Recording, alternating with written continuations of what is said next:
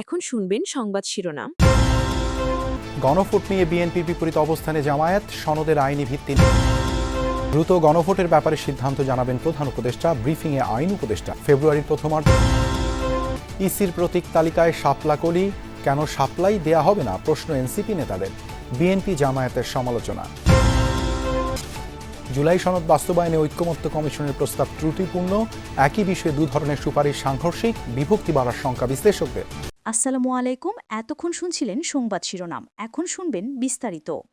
জুলাই সনদ বাস্তবায়নে ঐক্যমত্য কমিশনের সুপারিশকে একপেশে জবরদস্তিমূলক ও চাপিয়ে দেয়া বলে মনে করে বিএনপি, যা অর্থহীন, প্রহসনমূলক ও জাতির সঙ্গে প্রতারণার শামিল বলেও মন্তব্য করেছেন দলটির মহাসচিব মির্জা ফখরুল ইসলাম আলমগীর।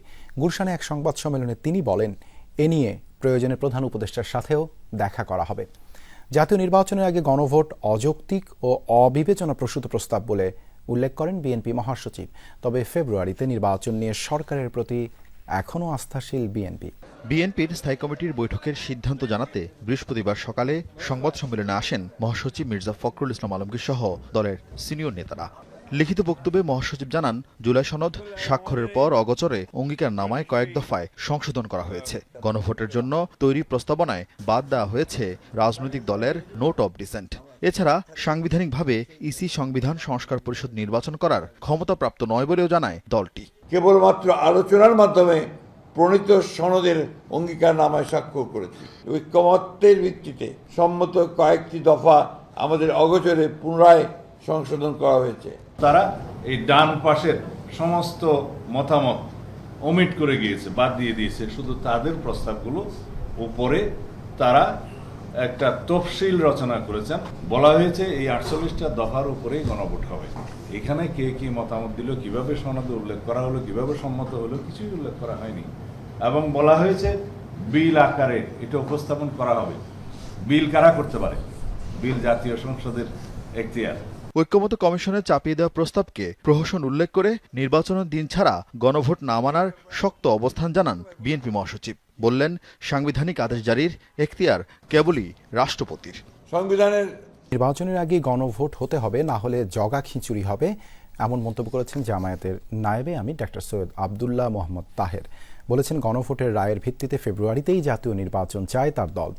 আগামীকাল মধ্যেই জুলাই সনদ বাস্তবায়নে প্রধান উপদেষ্টাকে আদেশ জারির আহ্বান জানিয়েছেন তিনি। এর আগে নভেম্বরে গণভোট সহ 5 দফা দাবিতে নির্বাচন কমিশনের স্মারকলিপি দেয় জামায়াতে ইসলামী সহ 8টি রাজনৈতিক দল।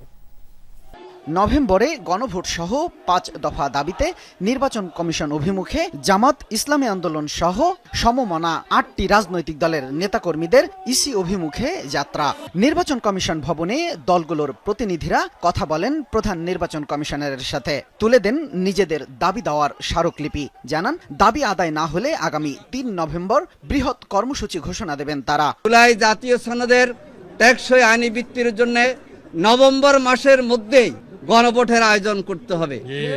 আর নির্বাচনের জন্য সমতল ময়দান তৈরি করতে হবে। উনি বারবার কথা বলেছেন, আমরা সাধ্যমতো চেষ্টা করব, আমাদের সহযোগিতা কামনা করেছেন। সংসদীয় যে আরপিও সরকার ঘোষণা করেছে, নির্বাচন কমিশনের কাছে আছে, যেটাকে সংস্কার কমিশনের প্রস্তাবিত, এটাকে বহাল রাখতে। বিকেলে সমসাময়িক নানা বিষয়ে মগবাজারের আল-ফালাহ মিলনায়তনে জরুরি সংবাদ সম্মেলন করে বাংলাদেশ জামাতে ইসলামী।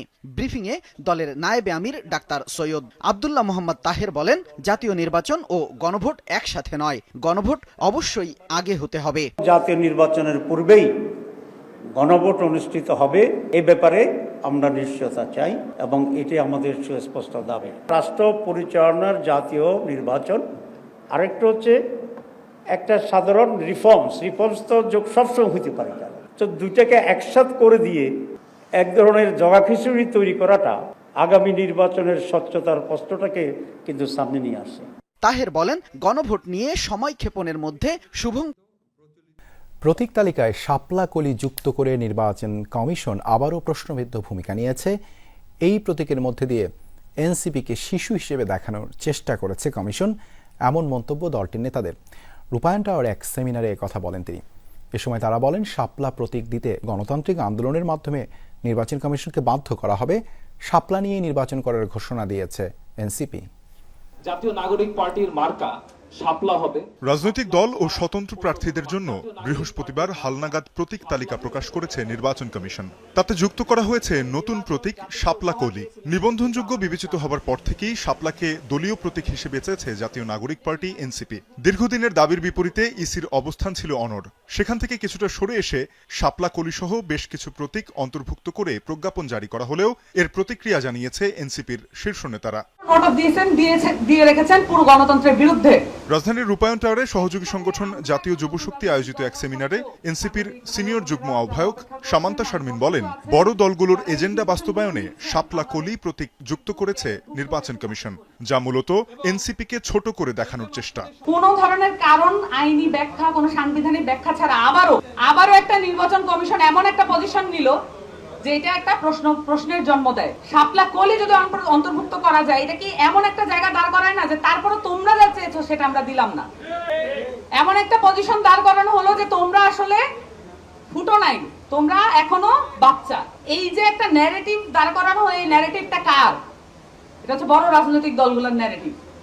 এই ন্যারেটিভে এখনো কমপ্লাই করছে নির্বাচন কমিশন। অনুষ্ঠানে দলের মুখ্য সমন্বয়ক নাসির উদ্দিন পাটোয়ারি নির্বাচন কমিশনের এমন সিদ্ধান্তর সমালোচনা করে বলেন, কলি নয়, শাপলা নিয়েই নির্বাচনে যাবে এনসিপি। প্রয়োজনে গণতান্ত্রিক আন্দোলনের মাধ্যমে কাঙ্ক্ষিত প্রতীক দিতে বাধ্য করা হবে কমিশনকে। শাপলা নিয়ে আমরা আবার 270 দিন সময়সীমা বেঁধে দেয়া ও স্বয়ংক্রিয়ভাবে সংবিধানে অন্তর্ভুক্ত হওয়ার সুপারিশ গ্রহণযোগ্য নয়। এতে সামনে সংঘাত ও বিভেদ বাড়তে পারে বলে শঙ্কা বিশেষজ্ঞদের।